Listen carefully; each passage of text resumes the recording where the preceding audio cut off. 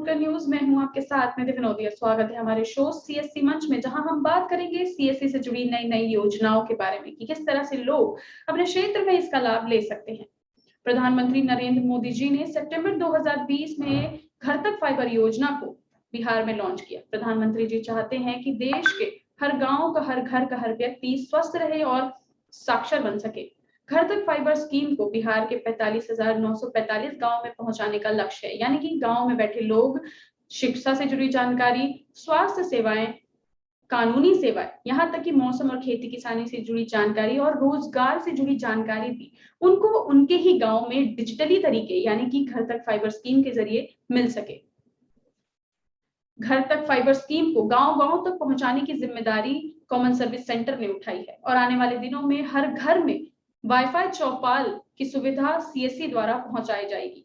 आज इसी विषय पर विस्तार से जानकारी के लिए हमारे साथ जुड़ रहे हैं बिहार सीएससी स्टेट हेड संतोष तिवारी जी। सर, आपको बहुत-बहुत धन्यवाद हमारे चैनल से बात करने के लिए।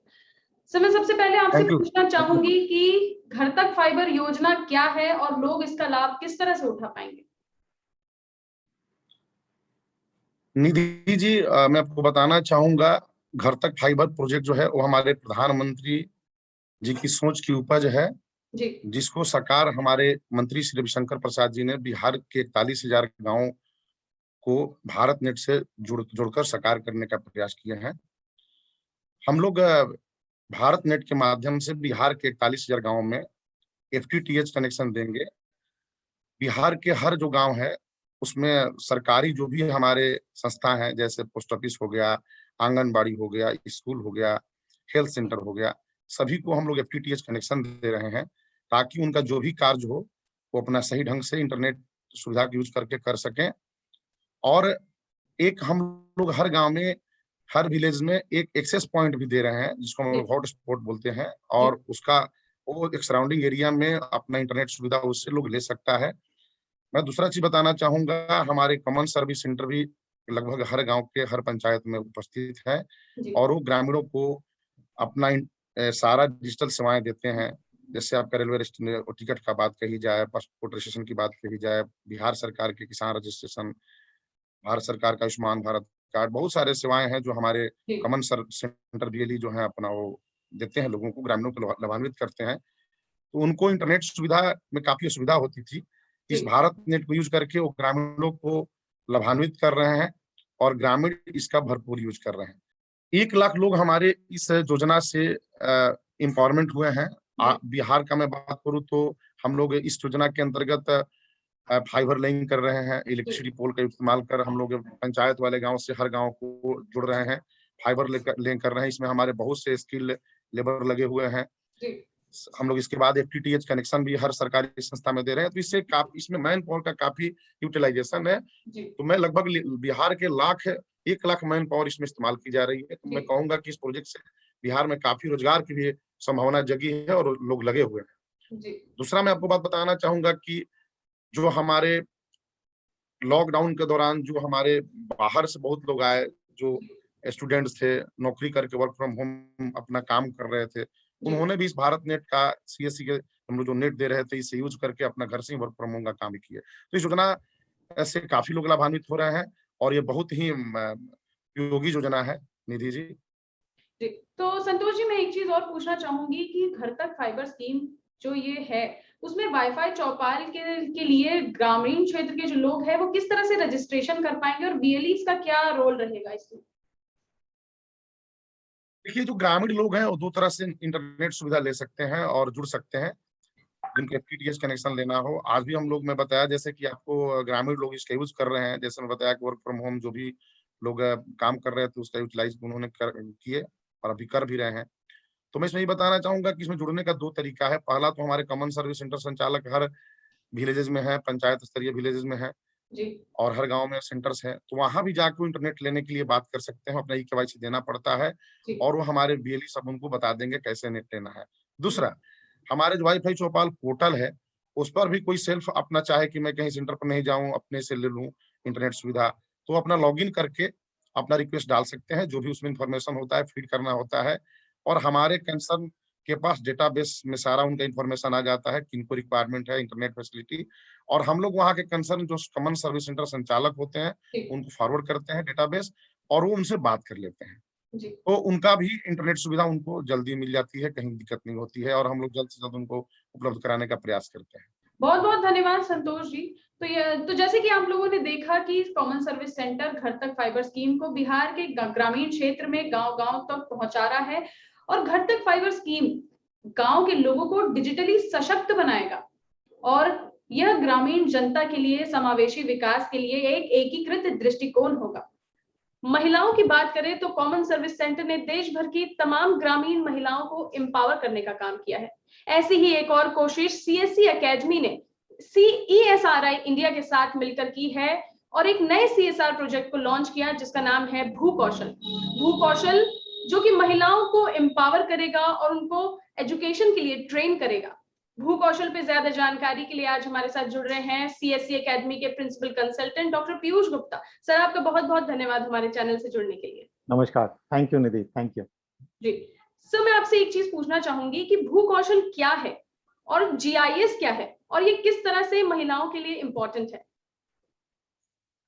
भू कौशल एक बहुत नई एक पड़ाव है जो CSC एकेडमी के उसमें, जिसमें हम एक नए एरिया की बात करने जा रहे हैं जो कि आजकल बहुत इम्पोर्टेंट है, जिसको कहते हैं GIS, जियोग्राफिकल इंफॉर्मेशन सिस्टम।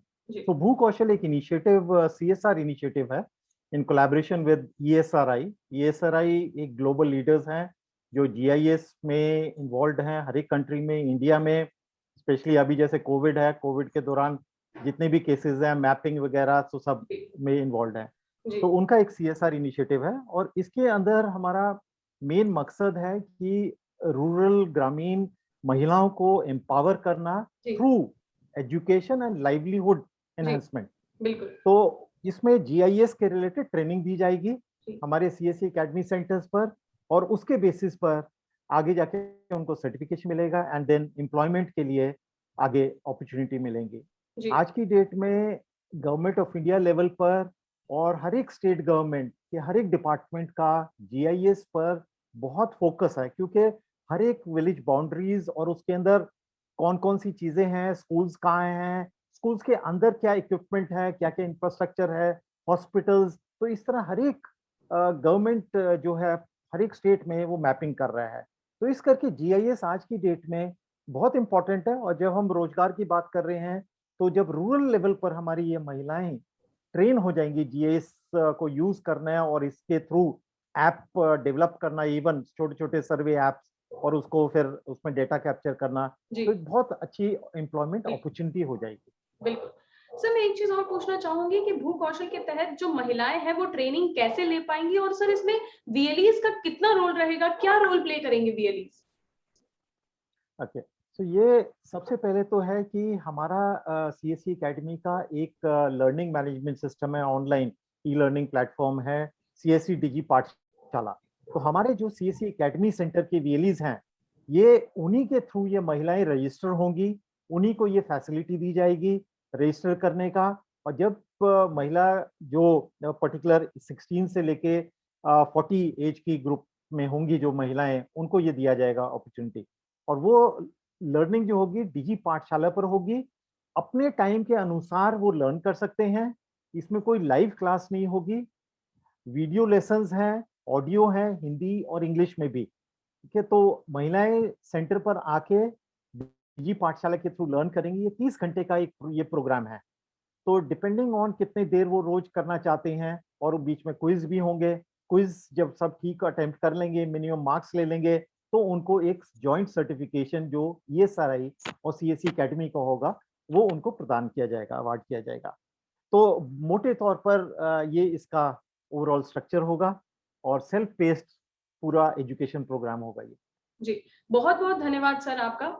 तो ये थे हमारे साथ CSC एकेडमी के consultant, principal consultant doctor Piyush Gupta, जिन्होंने बताया कि भू कौशल जो प्रोजेक्ट है वो महिलाओं के लिए कितना इंपॉर्टेंट है, उनके रोजगार के लिए, उनको एम्पावर करने के लिए, उनको सशक्त करने के लिए, ताकि उनके आने वाली जिंदगी संवर सके। भू कौशल प्रोजेक्ट न केवल महिलाओं को बल्कि उनके आने वाली पीढ़ी को भी मजबूत बनाएगा। और अब बात करते हैं कोविन रजिस्ट्रेशन की कि किस तरह से कॉमन सर्विस सेंटर के VLE यानी कि विलेज लेवल एंटरप्रेन्योर कोविन का रजिस्ट्रेशन कर रहे हैं CSC के जरिए। तो आइए बात करते हैं, हमारे साथ जुड़ रहे हैं रांची से CSC VLE तजमूल अंसारी जी। तजमूल जी, आपका बहुत बहुत धन्यवाद हमारे चैनल से जुड़ने के लिए। तजमूल जी, मैं आपसे पूछना चाहती हूँ कि आप लोग CSC के जरिए कोविन रजिस्ट्रेशन किस तरह से कर रहे हैं? मैम, हम लोग CSC के जरिए CSC कोविड केयर बैन मिला हुआ है हमको रांची सोसाइटी के माध्यम से, जिसका फ्लैग ऑफ DC सर किए थे। और हम रांची जिला के चान्हो ब्लॉक से मैं ही बिलोंग करता हूं। और इसी में गांव-गांव जाके मैम हम लोगों को पहले एंटीजन टेस्ट करते हैं। एंटीजन टेस्ट मैम अभी तक लोगों को करीब 5000 प्लस मैं कर चुका हूँ जी। Rapid antigen test. और मैम उसी में फिर लोगों को जिसको पॉजिटिव पाया जाता है उसको मैं मुख्यमंत्री कोरोना राहत किट देता हूँ और मैम उसको फिर होम आइसोलेट करते हैं जी। इसी बीच में मैम हम लोग 45 प्लस के लोग जो है उनको वैक्सीनेशन करते हैं। थोड़ा सा वैक्सीनेशन में प्रॉब्लम आती है, रिमोट कुछ छुड़ा हुआ है जिसकी वजह से, लेकिन मैम फिर भी जो है बहुत अच्छा रिस्पॉन्स मिल रहा है हमको फील्ड से। और कोविन का रजिस्ट्रेशन जो है 18 प्लस सभी लोग को हम CSC के डिजिटल सेवा पोर्टल से करते हैं और फिर सबको वैक्सीनेशन करते हैं और साथ में इम्यूनिटी बूस्टर देते हैं। जितने लोग को हम लोग वैक्सीनेट करते हैं उन लोग को साथ में मास्क का डिस्ट्रीब्यूट कर रहे हैं, सैनिटाइजर दे रहे हैं और राशन किट भी मैं डिस्ट्रीब्यूट कर चुका हूँ। जितने भी कुछ जिस रिमोट एरिया में है, जो गरीब लोग हैं, जो लॉकडाउन में जिसको फर्क पड़ा है, उसको मैं राशन किट के तहत चावल, आटा, आलू, सरसों का तेल और मैं उसमें दाल ये सब मैं डिस्ट्रीब्यूट कर चुका हूँ। बहुत बहुत धन्यवाद तजमूल जी, आपका बहुत बहुत धन्यवाद। और अब बात करते हैं कोविन रजिस्ट्रेशन की कि किस तरह से VLE यानी कि विलेज लेवल एंटरप्रेन्योर अपने क्षेत्र में, अपने ग्रामीण क्षेत्र में CSC के जरिए कोविन का रजिस्ट्रेशन कर रहे हैं। आज इसी विषय पर बात करने के लिए हमारे साथ जुड़ रही हैं CSC VLE भावना पालीवाल जी राजस्थान से। भावना जी, बहुत बहुत शुक्रिया हमारे चैनल से जुड़ने के लिए। भावना जी, मैं आपसे सबसे पहले ये पूछना चाहती हूँ कि आप अपने क्षेत्र में, खासकर ग्रामीण क्षेत्र में, किस तरह से कोविन का रजिस्ट्रेशन कर रही है? जैसा कि इस कोरोना महामारी के संकट में देखा गया है कि शहर के बदले गांवों में लोग कोविड को लेकर और कोविड वैक्सीनेशन को लेकर बिल्कुल भी जागरूक नहीं है। तो मैं अपनी डिजिटल मोबाइल वैन जो मुझे गवर्नमेंट ऑफ इंडिया से मिली है, मैं उसके माध्यम से गांव-गांव जा रही हूँ और जो लोग ग्रामीण क्षेत्र में जो वैक्सीनेशन नहीं करा रहे हैं, इसका मेन कारण एक तो उन लोगों के पास एंड्रॉइड फोन नहीं होते सभी के पास, और दूसरा है कि ग्रामीण क्षेत्र में शिक्षा की कमी रहती है और यही शिक्षा की कमी के कारण वे लोग वैक्सीनेशन के लिए ऑनलाइन रजिस्ट्रेशन नहीं करवा पाते हैं। और तीसरा कारण ये होता है कि जैसे वो लोग ये वैक्सीनेशन को लेकर बहुत सारी शंकाओं से घिरे हुए हैं, तो इन शंकाओं के कारण वो वैक्सीनेशन नहीं लगवाते हैं। तो मैं गांव-गांव जाकर अपनी वैन के माध्यम से लोगों को माइक अनाउंसमेंट के माध्यम से और ऑडियो वीडियो के क्लिप्स के माध्यम से और छोटी-छोटी कार्यशालाएं करके मैं उन लोगों को जागरूक करने का प्रयास कर रही हूं और उनका अपने मोबाइल और या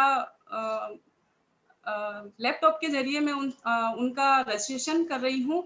इसके बाद उन लोगों में जागरूकता भी आई है, तो उन्होंने रजिस्ट्रेशन भी करवाया और अपने वैक्सीनेशन की पूरी डोज भी ले रहे हैं। बहुत बहुत धन्यवाद भावना जी आपका।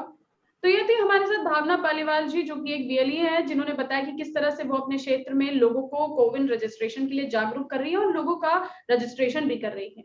जैसे कि आपने देखा, CSC नई नई स्कीमों को लॉन्च कर रहा है गांव में, ग्रामीण क्षेत्र में लोगों के लिए, खासकर महिलाओं के लिए, और महिलाओं को सशक्त बना रहा है। ऐसे ही नई नई स्कीम्स के बारे में आपको लगातार बताते रहेंगे। देखते रहिए CSC मंच हमारे चैनल फुटकर न्यूज पर।